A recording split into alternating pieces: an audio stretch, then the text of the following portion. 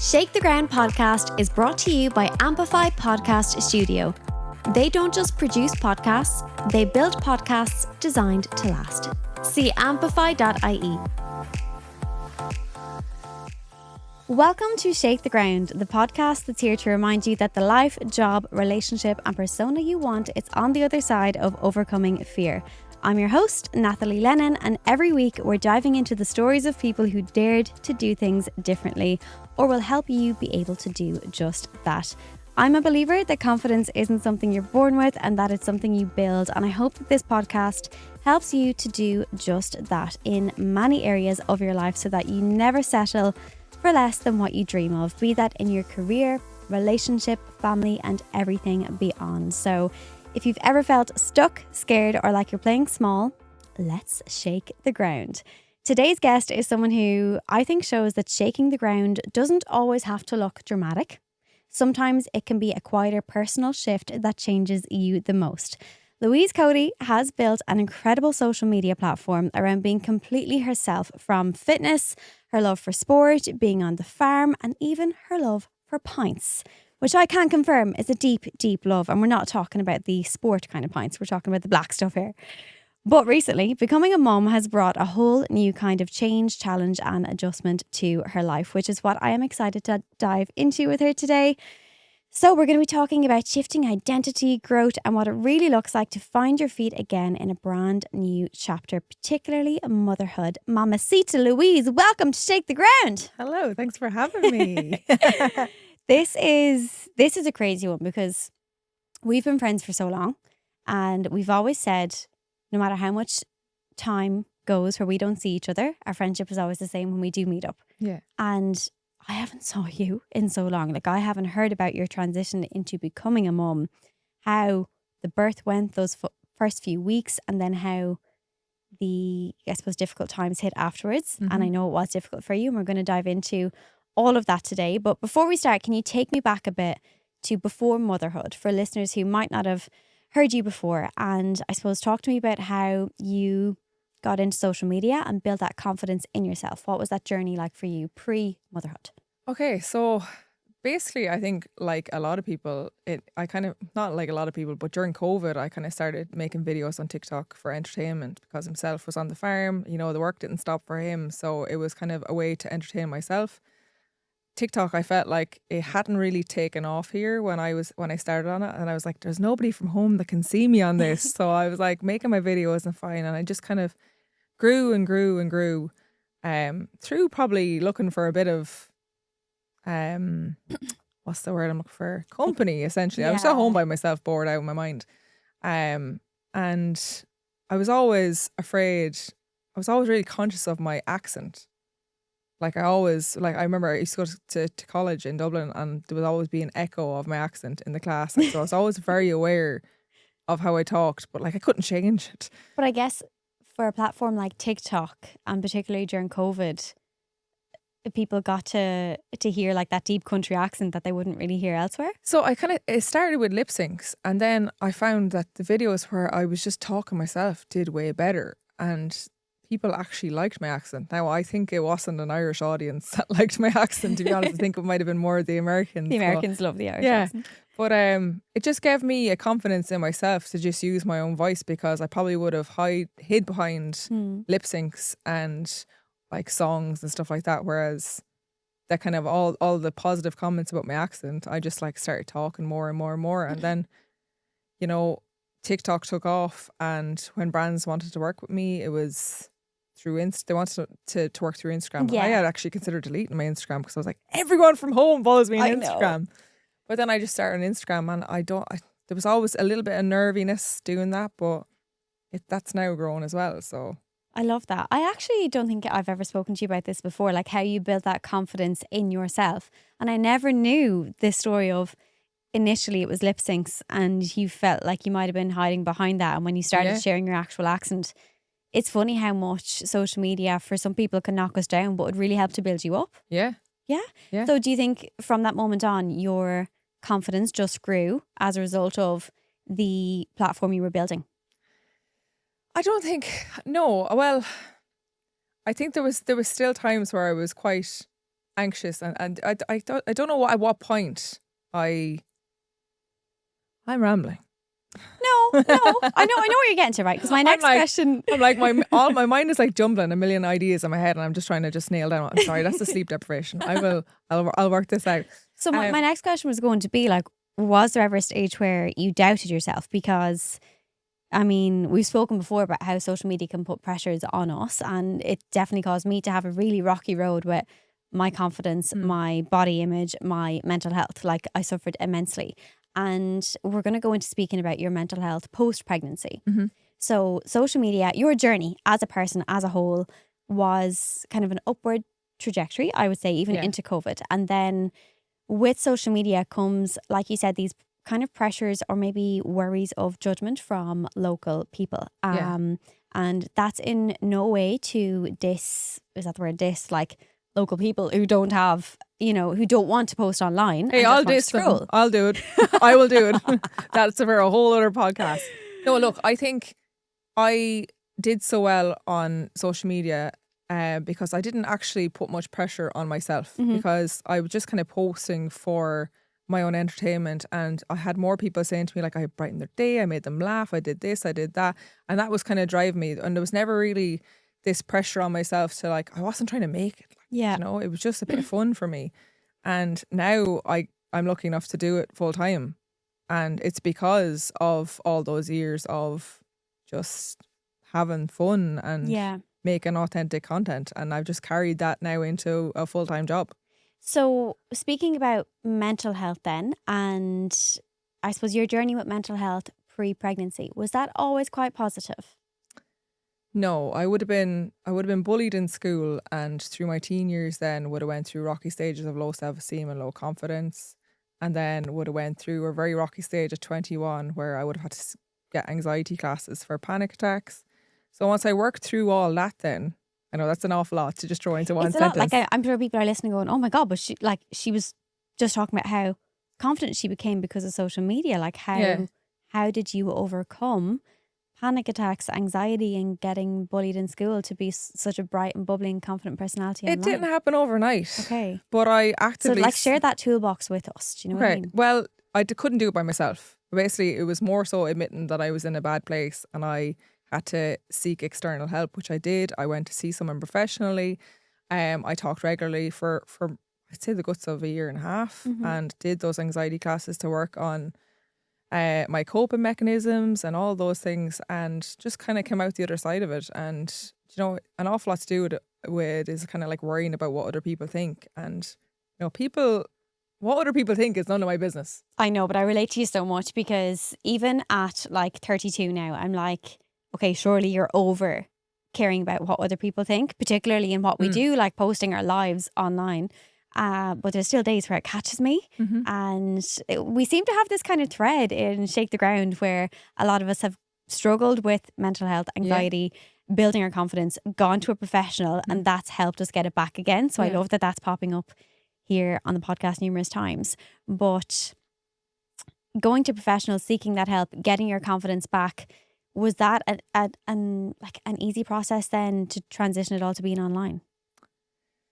I think by the time I was online, I was well and truly like over it. Yeah. I was well and truly over my kind of dark period, because it would have been like 21. Okay.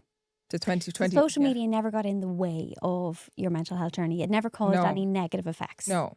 That's incredible, because that's rare, I think, nowadays. Usually there's some sort of negative knockback from building your personality and building a page online. But it's always been positive for you. Yeah, well, to a certain extent, TikTok does have its trolls. Like, I think in the early days on TikTok, there used to be some comments that would knock me, and I might not post for a day or two and come back, and then I'm like, these people don't know me. The people that are in my circle know me to comment on me. Like, why would I be worried about that? I know, yeah. But it's easier said than done sometimes. Yeah. TikTok gets me because, you know, the folded comment section. Yeah. I don't know if you guys listening can relate to this, but like when you post a video and you see the comments that are on the video, like that's great. And then sometimes I go into my video, tap into comments, I'm like, what the hell are these folded? What's this folded shit down here? I'm like, TikTok didn't tell me I got this comment, but everyone can come in and look at it. Yeah. Have you got, like, when was this a thing? To be honest, I haven't been posting that much on TikTok. I've put all my energy into Instagram.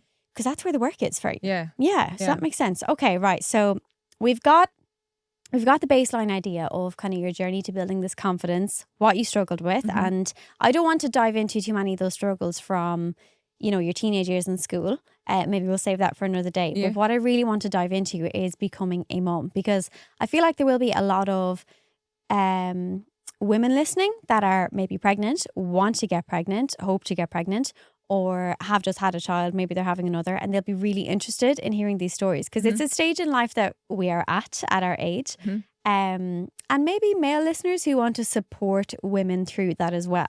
I've never spoke to anyone about this the way I'm about to speak to you, so I'm really excited to hear more. Becoming a mom, first of all, like, we don't need to go into detail here, but how was like your birth? Oh God. Can we ask this? Yeah, of course you can. Okay, well, I don't want to scaremonger anyone, but I was induced 2 weeks early. She was measuring 3.5 weeks to 4 weeks bigger than. I remember getting these voice notes being like, yeah. oh my God. So she was big. So she was. So I was brought in anyway. I was induced at 12 o'clock on a Thursday.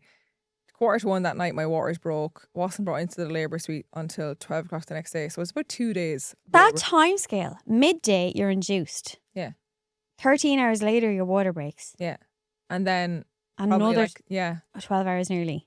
And then brought in, and then they started the drip. And she really, really wasn't ready to come out, because I was on the oxytocin drip from 12 until she wasn't born until 23 minutes past 10. Oh my God. Yeah. So she really didn't. She was nuzzled in it. Okay. So you had a difficult time when it came to your birth. That's what the one point I will make, because I will forget to say this, is that in hindsight, I felt like I was scaremongered into inducing, because she was quite big. I emphasised I didn't want a section. So they're like, this is your first baby, you mightn't go by yourself. We don't want you to tear, blah, blah, blah. So I was kind of scaremongered into it. And I think I just would have left her in there. If I have another one, I'll be like, I'm not getting induced. Okay. They'll come out when they're ready. Oh, that's interesting. Taking that on board. I'm not there yet, but hopefully I will be someday. And I'm like, interesting. Yeah, I was like, so I wasn't progressing at all. And I was getting sweep after sweep after sweep. And it was, I don't know if you've heard anything about sweeps, but they're not very pleasant. And I could feel everything. So I was like, give me the epidural. That was like the only thing on my birth plan, epidural. Yeah. Give it to me. Yeah. And it had to be resighted in my spine 6 times and didn't work. Resighted in your spine 6 times. What does that mean exactly? So basically the epidural needle. Yeah. Had to be put in. Into your back. 6 times? Taken out, put back in. Taken out, put back in. And it didn't work. So I had no pain relief. All 9 pounds of her. Sorry, I'm actually just sitting here in shock. I feel like I'm in pure silence. I didn't know this. Yeah. Your epidural did not work, so you had no pain relief giving birth. A lot of women do it. A lot of people opt to do it. Women run the world. And like, if I have to have hell? another one, I just have to make peace with the fact that I won't be getting an epidural because it doesn't work on me. So is that kind of a given if it didn't work the first time? So I have spina bifida. Okay. So like my vertebrae are not like fully formed. I don't know what the exact term is for it, but basically where it needs to be going in, it was going in there. So like all the doses of the epidural were going in. It just wasn't being absorbed. It wasn't actually going to the area it needed to go. Oh my just in there goodness. having a little flowy party. But so after all that, you didn't get any pain relief? No, I was unwell from the amount of drugs going around in my system that weren't doing anything. But she came thick and fast, and they tried to coach me through pushing. But when she was coming, so it took that length of time for me to dilate to 10 centimeters, and when she came within 3 minutes. I couldn't stop. They were telling me to stop pushing because I'd tear. And I was like, I can't. 3 minutes of your life? You know, there are people say, like, on a scale of 0 to 10, what's the pain level? You know, when you go to like physiotherapist, and obviously you'd say 10, but like, how far beyond a 10 would you go to really describe the pain? Do you know what I mean? I'm dramatic like that. Like, I'd go beyond the 10. I don't think it was as painful. No, it wasn't as painful as I was expecting. Oh my God. Okay, I mean, it wasn't great. Like, but still, that gives me hope. And also, I don't know why people say you forget about it. You don't. Yeah. For 3 or 4 nights, I was waking up with PTSD with the feeling of it. I was like, stop. Oh my God. But like, I'm going to go again. So like, I mean, it's not that bad. Yeah. I love that. Thank you for sharing that with us, because it's like an intimate thing to go through and share. Yeah. But I feel like, okay, obviously the epidural not working is a nightmare. And I'm sure at that moment you were terrified as to how the actual birth was going to go. But the fact that you didn't have the epidural in your system, like it wouldn't work, and then it wasn't as bad as you thought. I feel like that's giving a lot of us hope that are listening.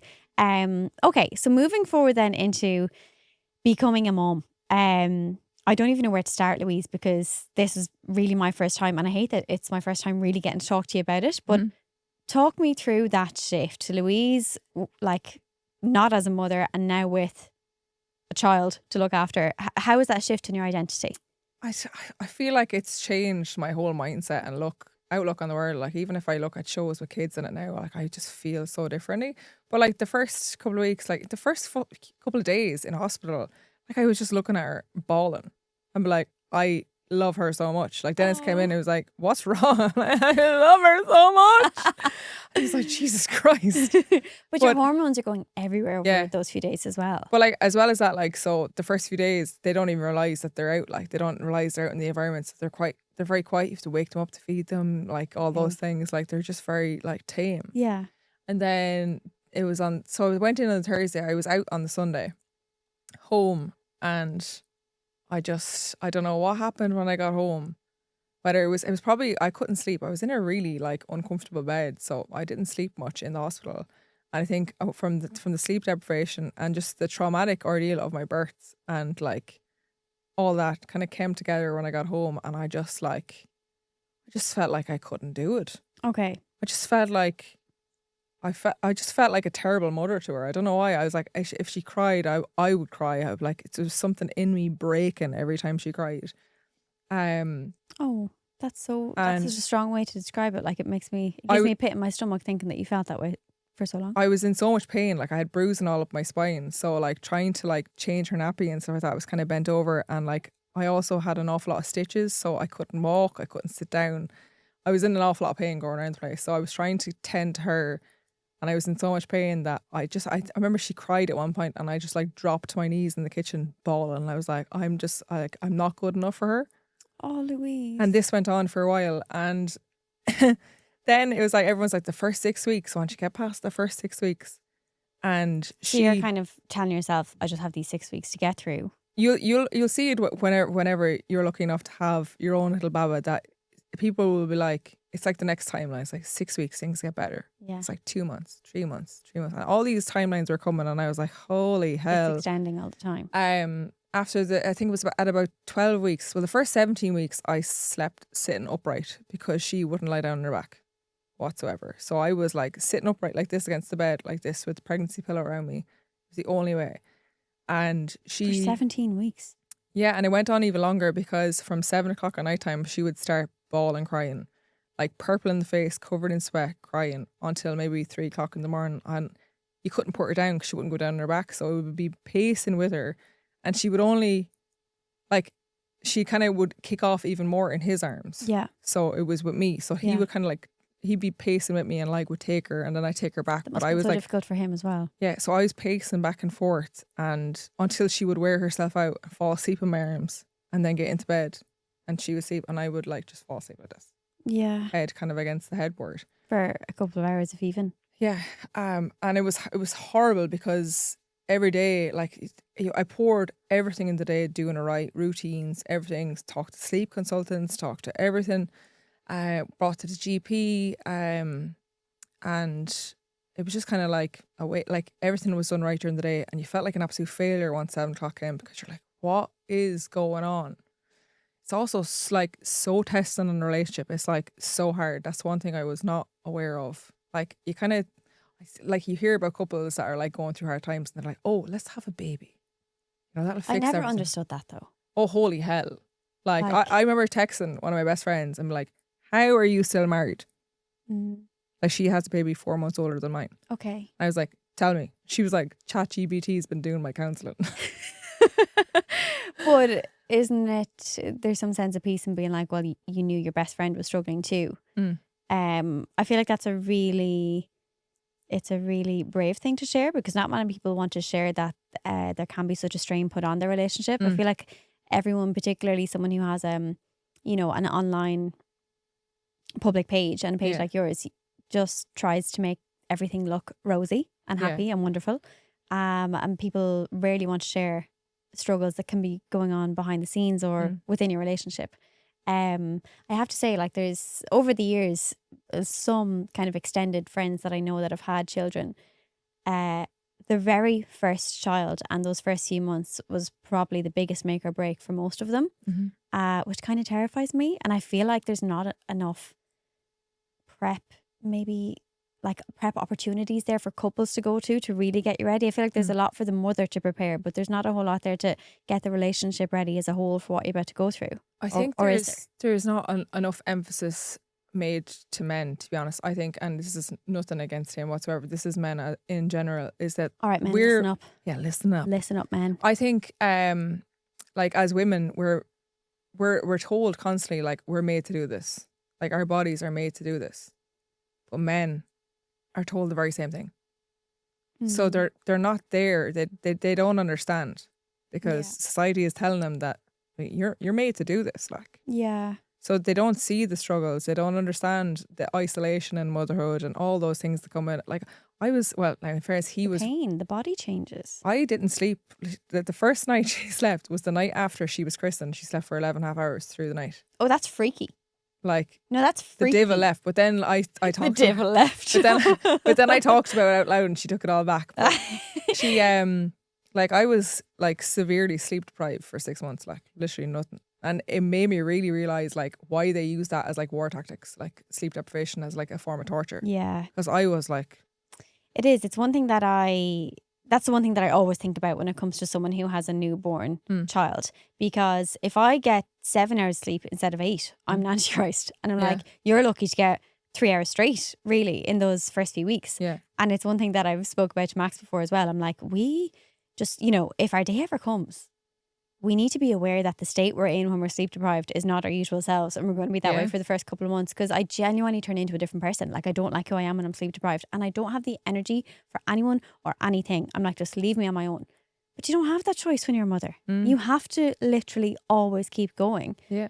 So like Louise, as this confident person you were and that you had become, and everything you have, you know, worked through, like all the anxiety classes, the panic attacks, all of those feelings, you were this, you still are this, but you know, going into your pregnancy before birth, such an incredibly confident person, everything going great. How did your mental health change over those few months then after having your baby? So, do you know what's the worst thing is that, like, because I suffered with depression before in my younger years, I thought I knew what to look for. So, like, obviously, but like from like postnatal depression turns up for people in so many different ways. So, like, I was feeling like there was a lot of anxiety about being a good mother. I felt guilt about leaving her or thinking about like anything, and there was a lot of numbness. Like, I actually was like, I could go for a walk and there'd be nothing there. Like, I wouldn't even listen to music. I just would be like, nothing there whatsoever. Whereas I always associated, I don't know whether it was TV or stuff I read, that I associate postnatal depression with just like not wanting the baby. Okay. Whereas I actually just felt like I wasn't good enough for her, that she deserved so much better than me. Oh. So I remember like my mom saying to me a couple of times, because my mom had postnatal depression on me, and she heard me say the word numb at some point, and she was like, no, get to the doctor now. And I was like, I'm fine, I know what depression looks like.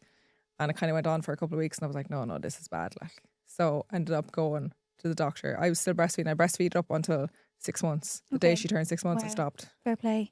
Yeah, but still to do it for that long. Yeah, that's but incredible. That's a real eye opener that your mother suffered with it after you, because I feel like we rarely hear people speak about, you know, our moms having gone through these things, because it was probably lesser spoken about back then in comparison to now. How incredibly aware of her to be like, no, that's a red flag, we need to go and see the doctor. And I think it's just such a brave thing to do for you to share this information. It's going to help so many other mothers to be. So when you went to the doctor and you realised, okay, I am struggling with postpartum depression, how did you overcome that? So how I overcome depression before was there's absolutely nothing wrong with medication, but I opted for exercise and stuff like that. So I opted like the kind of what was my medicine, essentially. Yeah.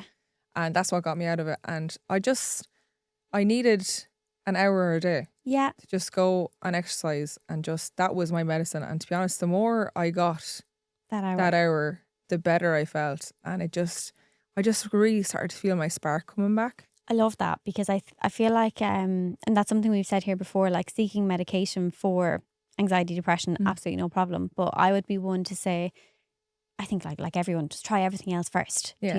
But when you are a new mum and you're sleep deprived and you're trying to look after a child that isn't sleeping well and is crying a lot, and you're literally like sitting up trying to sleep for just a few hours a night, the motivation to exercise is usually gone. Yeah. So you're sleep deprived, you're tired. How are you finding the motivation to get out for that hour? Because it's fitness and exercise was my identity before pregnancy. Yeah. So it's kind of somewhat I'm adjusting to my new normal, and I'll never be the woman I was before having Izzy, but it's given me that little snippets of what I had before. Okay. So that's kind of what motivates me, and also the endorphins afterwards. I Yeah. just feel like a new woman after I move. And even if I don't do an awful lot, because with breastfeeding all your joints are very loose. Okay. So like I your didn't wrists, actually know that. yeah, so like your hips loosen and move so you can give birth, but your knees and your elbows and your wrists and stuff like that become quite weak. My knees are weak enough as it is. Oh no, my knees. I'm gonna have to retire from running. So like I'm only in the last 3 weeks back lunging. Like I couldn't lunge at all. Okay, yeah. So To be fair, that's one of the most difficult exercises, I think, on all of your joints. I'm not doing lunges. I haven't done them really. Well, I've tried since October because of runner's knee. So I'm just doing every other form. Lunges are tough. They are. Without, having loose joints from breastfeeding. But you're back doing them recently. Yeah. Okay, that's great. But the motivation is basically the hour for me away from her makes me better for her. I love that. I had a feeling that's how it was going to be. But then I have two questions for you. So one is, I'll ask you both because I'm afraid I'm going to forget the other. One is when you started exercising again and you realised, well, this is my form of medicine that's going to help me get over my postpartum depression. It is exercise and fitness, because that's what it always was for me. Obviously, after giving birth, you can't exercise the way you once did. And that's a huge change for someone who used fitness as their identity. And I would be the very, very same as you, Louise. Like, that's one of my big fears for, hopefully, if that day comes for me, I'm like, how will I adjust to not being able to run and lift as much as I do right now? So I'd love to know what that change was like for you and what you did initially as exercise. And then secondly, the support. So I feel like I have this fear that because I would be, I'd say one of the first, I saw this thing on Instagram where it's like, I'm one of the first women in my bloodline to like do high rocks or run 42k or whatever it is. I feel like no one will understand that I need that hour of exercise for my mental health. I feel like people don't understand that enough.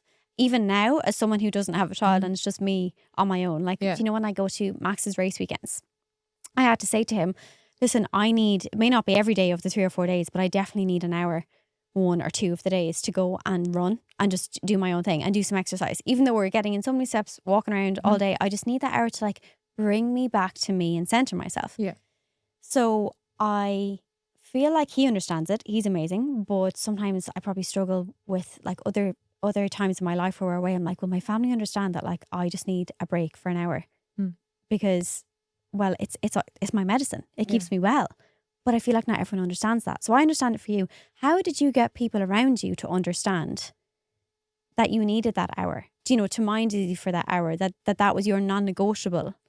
Do you know what I mean? Well, to be fair, there was no convincing. Like, it's like my support system is my mum and dad mostly. Okay. Like, and like when I leave Izzy, I'm leaving with mum and dad, and they. The fact that your mum went through something similar. But they also they know, like, I had pelvic girdle pains, so like I was kind of stripped of exercise from like 22 weeks. Okay. There was a lot of stuff I couldn't do. I was running literally right up in 22 weeks. I was probably running my fastest 5Ks. Like, I was like bombing it, and then it was all stripped away from me. But my parents know how much exercise means to me, and there would be days where I would say the day before, oh, can you mind Izzy at this time tomorrow? I'm going to go to the gym, and I'll be in the house and I'll be like edging not to go, and they're like, you're not going to go to the gym. And there's something in me. It never came externally. Like, there was never a case where they were like, they made me feel like I couldn't go. It was Okay. like, I felt selfish. Foregoing. Yeah, I just, do you know what? Even when people offer help, it's like you feel selfish taking them up on it. I can't really explain it. Yeah, I know I'm not in your shoes, but I actually can understand it. I can, because even years ago when I'd be like, oh, I just have to go to the gym, or I just have to go for this run before we head out for the day for a family event. Yeah. Sometimes I felt like it was frowned upon, because it was like, can you not just, you know, be here now? Or Yeah. like, you know, Christmas Day, I always go out for like an hour and do something at the beginning of the day, because it's like before a very full on social day, I need that hour. And I always felt selfish. I know it's a different situation completely, but I do relate to you, Yeah. and I can imagine that feeling is 100 times stronger when it's your child that you're given to, you know, your parents to look after, because it's not that you want this hour, you need this hour, Yeah. but it's getting yourself to understand that, because I think everyone else understands it around you, Yeah. which is fantastic. But even like Dennis come home in the evening and he'll say to me like, you didn't get to the gym today. It's funny, isn't it? And he knows by my Yeah. mood and my whole vibe. He's like, I can just tell. Yeah. It's crazy how powerful exercise is as medicine. And it doesn't have to be like, I'm the same, and I haven't struggled with, you know, everything you've gone through after having a child. But if I don't get to do even a walk, you know, if I'm in at the laptop all day, or we're traveling all day or something, and I haven't even got to do a walk, because that is enough for so many people, I'm an antichrist. And I'm like, I something I need to work on, because I'm like, sometimes you're not going to be able to get out for this half an hour for a walk or whatever, and you can't let it affect you this way. But it really becomes a non-negotiable. I feel like for some people, medication probably is the only option, and there's nothing wrong with it. It's just for me, I always felt like it was kind of like, you know, I always compare this to like my back. So I had the option to get like cortisol injections for my back. Yeah. I was like, no. When, at what point in your life? Like before pregnancy? After playing, like, yeah, for rugby. Yeah, okay. All right, yeah. Injuries from rugby, like. Yeah. And I remember saying no, because I'm like, I'll only go and do more because I can't feel it. Yes. And make myself worse. I love when you're that wears saying off. that. Yeah, because when it comes to cortisone injections, few people say that. Like I spoke to someone recently, he was dealing with a knee issue, and I don't know if you'll hear this. He wants to run his first marathon, and he was like, the knee is giving me trouble. I think I'll just head and get a cortisone injection and push through it anyway. And in my head, I'm like, no, you can't do that, because the damage you could do. Yeah. Because I got a cortisone injection years ago in my hip, just so I was able to do the rehabilitation without pain. And I remember the surgeon being like, you need to be careful. Don't overdo it, because you're going to think you're fine. You're not fine. The pain is just dulled, and it's really difficult to do that. So you said no to the cortisone injections. Yeah. Yeah. Okay. But that's just kind of like, that's just how I kind of look at medication for depression. Yeah. And then going back to what exercise looked like for you in, I suppose, those first few sessions, trying to get back to exercise after giving birth. Yeah. What was that change like? The first 6 weeks, you can't do anything for the first 6 weeks. Okay. So you hit the 6-week mark, and you can kind of get cleared to do like slight like pelvic floor stuff, core stuff. Yeah. And then like running and light weights and stuff like that from 12 weeks. Okay. So I couldn't get over how much strength I had lost. I actually found an awful lot of refuge in Reformer Pilates. Oh wow. Okay. So like every Wednesday I'd go like 3:15.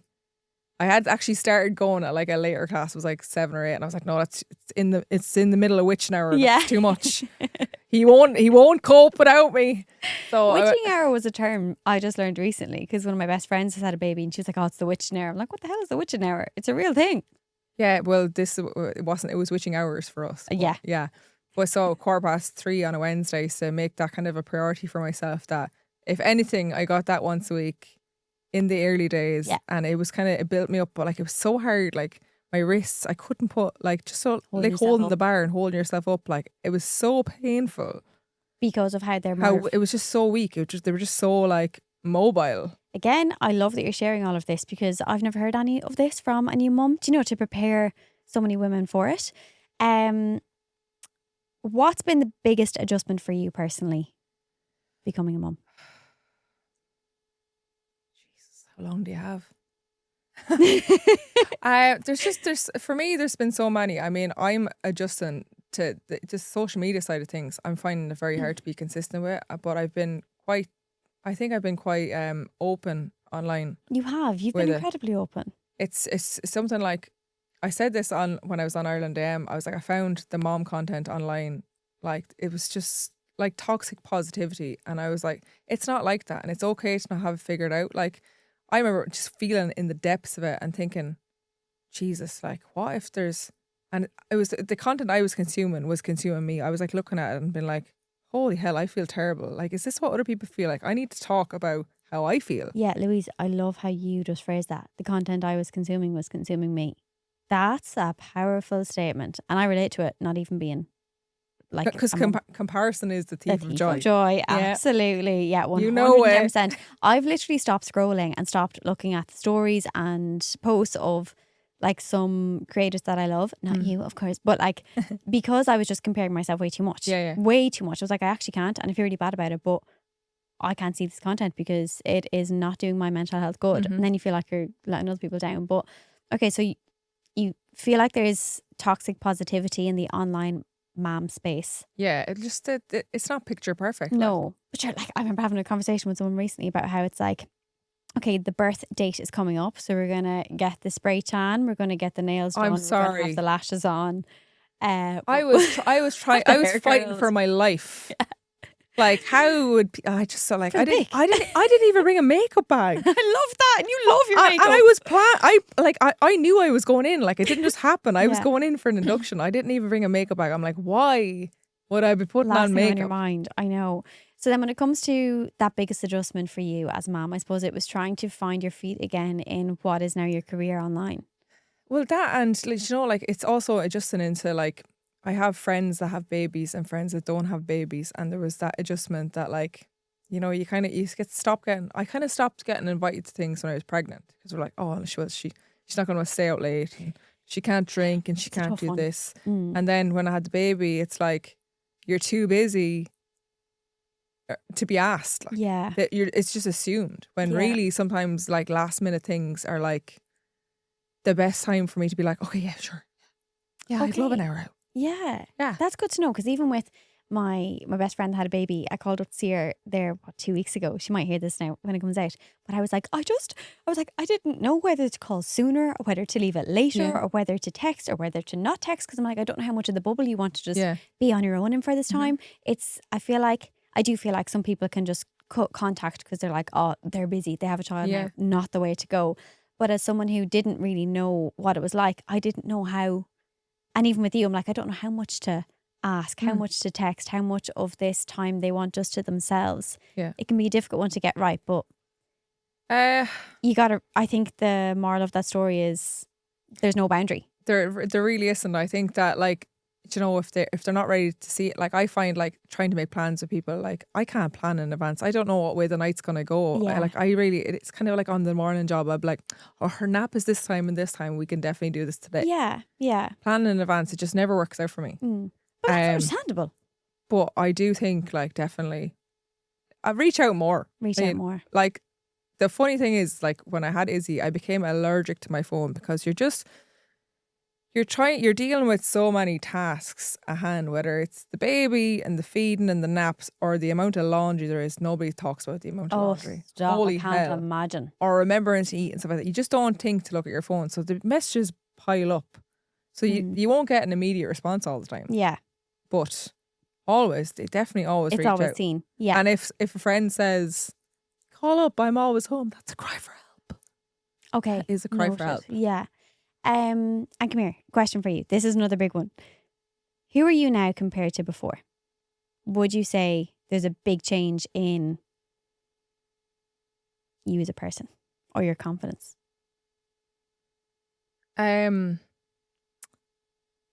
Definitely there's a massive change. I'm like trying to figure out how to word this. Like, I look at her, I shared something recently, and I've always struggled with I obviously would have got my confidence and stuff like that through working, but through the early days I would have always struggled with my self-image and, like, self-esteem.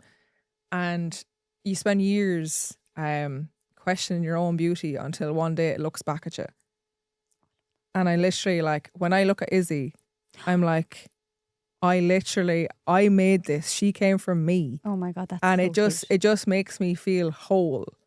Oh, like, Louise. Okay, so right. That is just the most beautiful thing I think I've ever heard you say.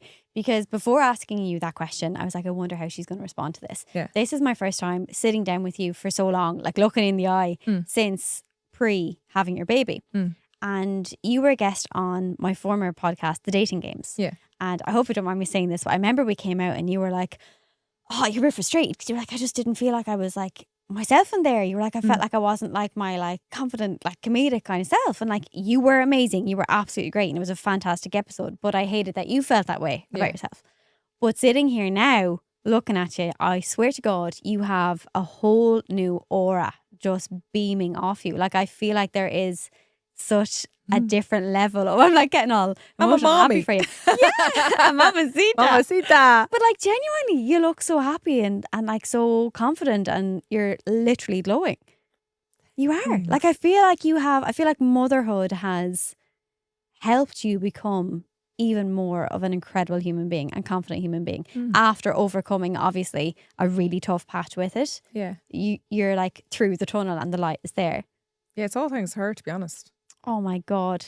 I'm so excited for her to hear these sort of conversations when she's older. You just to be full of so much love that you never even thought was possible. Like, it's just... Okay, right. So online as a mum, did you feel the pressure to show up the same way online after becoming a mum? No. Well, no, definitely did. In the early stage, I was like, how do I navigate my content? I didn't know what to share. I definitely toyed with the idea of I didn't know whether to share the negativity. But it wasn't negative. I was struggling. The realness. It was. I didn't want to come on and lie. I wasn't going to come on and pretend. But I just didn't want to come across negative. I know, but then you're also like, this is my life right now. So I think it all started with I went to my hairdresser to get a hair appointment. Or to get my hair done. Get my hair done. And I was sitting there and I was like, heck it, I'm going to put up a post here now. And I was basically like, I almost wasn't going to come to this appointment. And I started with that. And the response I got from so many mothers, like first time moms, age old moms, like with multiple kids that happened years ago, like expecting moms, like so many people talk to me about experiencing the same, to the point where I was like, right, I'm going to set up a group chat, kind of like a Discord chat, because I didn't want to do a WhatsApp because like your numbers and that are on it. And it'd be like the night shift. And it just ended up being this form where we bounced back and forth. And it felt... Oh, I didn't realise this, Louise. That's amazing. With sharing my struggles, it made me feel less alone as well. Yeah. Like, so it helped other people feel less alone, but it was such a big help to me to know that what I was feeling wasn't like, I wasn't a terrible mother. Like, I wasn't, things weren't just terrible for me. Yeah. I do think that's a big positive of social media, that more often than not, when you share your struggles, it actually helps you more than you think. I know sharing it can be like, oh, post it, throw the fun away, don't look at it. But it helps you. Yeah. Yeah, it does. I felt the same when I was going through my eating disorder recovery. Posting about it actually helped me. And I realised, I waited a few months for posting about it. And then I was kind of like, maybe I should have posted about this sooner, because there's so many people who relate. And that gets you through it, because you feel like you've got a community of like new moms getting each other through this. My American mammies. Mom, sidewalk. Okay, so I wanted to ask you then, moving on to kind of near the end of the episode, I'm asking everyone for a ground shaking confession. And that is, this can be as a mom, it can be pre-pregnancy, at any stage of Louise Cody's life. Confess to us something you've done that really shook things up in your life, big or small. Something that really like shook the fucking ground, I feel like, to be honest, announcing my pregnancy on my Instagram. Yeah. It closed a lot of doors, but it opened a lot of doors. It basically, I am such a private person, and people think I'm hiding stuff, but it's not. It's out of respect of my partner, who's not on social media, who doesn't want to be. I put him up if he wanted to be. Right? It's not my choice to not have him there. So like, even my wedding, nothing of my wedding was online. I know. And people are so surprised here I'm married. I'm like, no, that's mine. Because I remember seeing, you know, bits of your wedding and then seeing your Instagram page and being like, I can't believe she's going through this incredible, freaking beautiful wedding looking so amazing. Yeah. And people on Instagram don't know because people just kind of presume everyone shares all of their life and all of their intimate details of their relationship online. And it's like so much healthier for your relationship. See, a lot of creators look at weddings to be like how to monetize on them. And it just wasn't for me. Yeah. And it takes away, I think, the enjoyment of I love having something I can control. You know, that's something that's just mine. Yeah. I even had a social media ban at my wedding. It was in Croatia, and I told everyone, I was like, I don't mind you taking pictures of yourselves and posting them, just don't take any pictures of me and post them. Yeah. But once I shared my pregnancy, like I lost 6,000 followers. Did you? Yeah. On Instagram? Yep. You're joking. Yeah, 6,000 followers, and I got a lot of nasty messages from men. I'm so mad at people saying, like, oh, you're like soiled goods. What the I'm married. That is so discriminatory. Yeah, awful. See, now when I post, like when you said, when you post something, throw the phone away, that literally happened because it was the most personal thing I have ever shared. Yeah. So when I did you couldn't not share it because it was going to be your life. Yeah. I was running out of banked content. Yeah. And I was like, I was going to come fight now or I have a child and I have to make a decision. But it was the best thing I did because while I lost a lot of followers, predominantly they're not followers you wanted to support you. I've always wanted, I don't know why, I always struggled with female followers, and this has given me kind of a route into the female following, and I've made a little community and it's lovely and it's so nice, and just like chatting to mothers. Like, I really love this. Like, yeah, that's what I think. Having the balls to share something personal has actually worked out really well for me. Like, I knew I would lose followers, but I was kind of like, look, they don't like they're or not engage in followers you anything. want. They Yeah, just watch exactly. everything. So, and I relate to that as well, because anytime I go back and share like a bit of a throwback for overcoming an eating disorder or body image issues, you know, I don't share much of it now, but when I do share those kind of reels, it's always a huge spike in engagement on that post where you are open and real and authentic and sharing the struggles or the information, and a huge drop in followers. So it's like the people that are there that want to support you, love the content or liking it or giving you the love, but you lose all the people that are just, they're only there for the surface level shit. Yeah. And we don't want to be the surface level influences, you know? I love that. That was such an incredible confession. I was wondering before I came in here today what you would say for that. What did you think I would say? I really didn't know. I kind of felt like I had an idea as to where the other topics were going to go. I was really, I suppose, wasn't expecting the exercise as your medicine for overcoming postpartum depression. I didn't realise that. That's incredible. I love it. But the ground shaking confession, I did not have a clue. And I love that that's it. I honestly just feel like you are a whole new woman to when I saw you last in such a positive way. Okay, right, Louise, we're going to finish this up with like a quick fire round. Okay.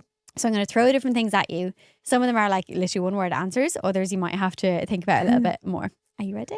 Okay. Okay. The baby is asleep. Do you clean the house or put the feet up? Clean house. Love that. I think I'd be a put the feet up girl. I mean, I would love to put the feet up, but if I don't clean the house, it's not getting done. So no offense, Dennis. Would you like an hour-long everything shower in total peace or 8 hours of sleep? 8 hours of sleep. Interesting. To be fair, I think I do the same. When was the last time you had 8 hours of sleep?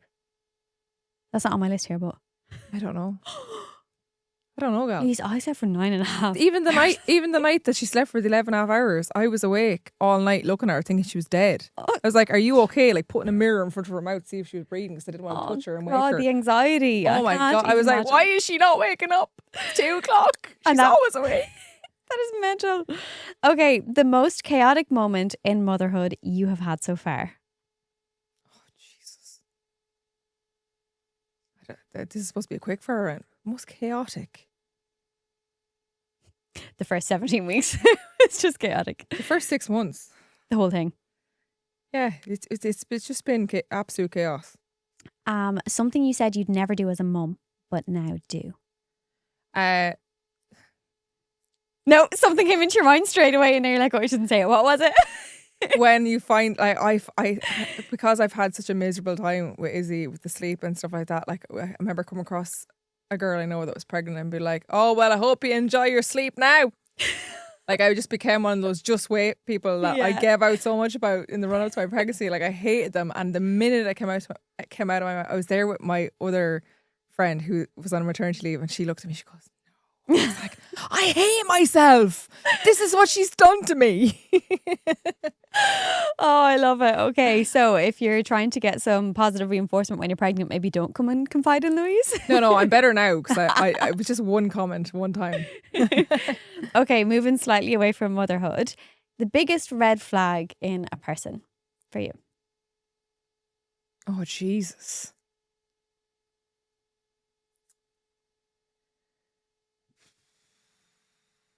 Oh no, that's hard. It is. It's funny. You think it's going to be an easy one.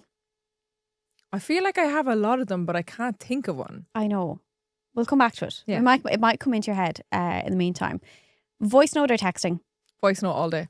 Love it. Farm life or city life? Farm life. Obviously. Obviously. Sticking to a routine or winging it? I'm winging it right now. I'd like to have a routine. Yeah. We'll get there, like. Yeah.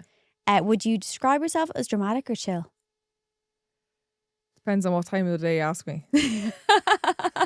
When I get her down to bed after 7 o'clock, chill AF.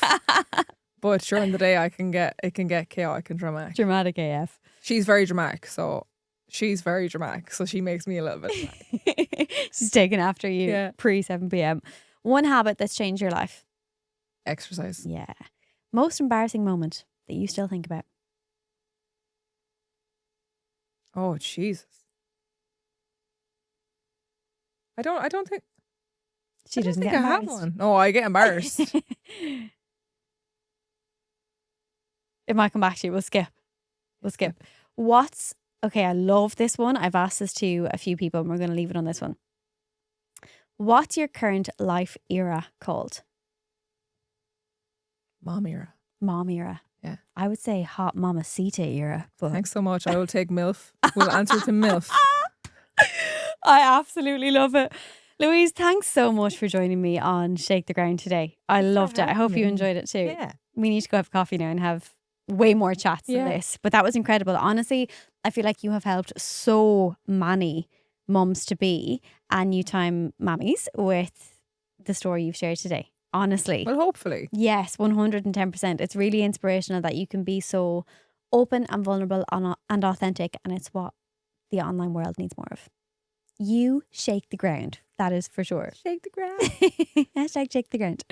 Okay, before we finish up, I just want to take a moment to thank our partners at Amplify Podcast Studio. Honestly, having the right team behind you makes all the difference. And Amplify don't just produce podcasts, they build podcasts designed to last. They are the dream. So if creating something meaningful in this space is on your mind, definitely check them out at Amplify, amplify.ie. And that brings us to the end of today's episode. Louise, thanks so much again for sharing your story. I know that it's going to help so many people and hopefully encourage them to shake the ground as well. And to you listening, if this episode is something that you've resonated with, take it as your sign that you are more capable, more ready, and more powerful than you think. Don't forget to subscribe wherever you're listening to us. And until next time, keep trusting yourself, keep pushing past the fear, and keep shaking the ground.